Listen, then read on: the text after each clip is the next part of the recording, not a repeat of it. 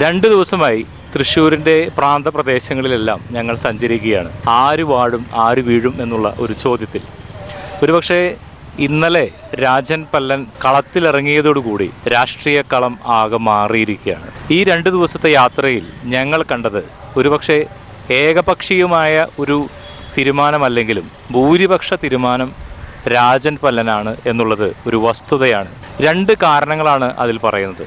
ഒന്ന്, രാജൻ പല്ലൻ എന്ന വ്യക്തിയുടെ വ്യക്തിപ്രഭാവം 10 വർഷമായി ഇപ്പോഴും നിലനിൽക്കുന്നു.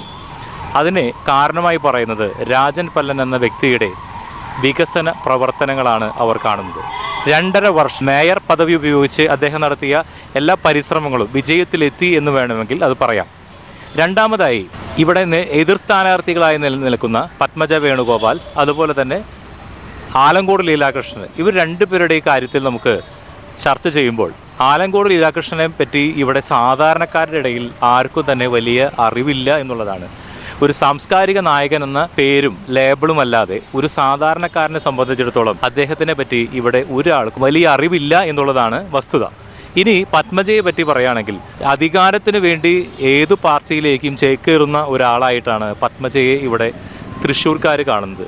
അതുകൊണ്ട് തന്നെ ഒരു ഏകപക്ഷീയമായ വിജയം രാജൻ പല്ലന് ലഭിക്കുമെന്നാണ് പൊതുവെയുള്ള ഒരു കണ്ടെത്തൽ.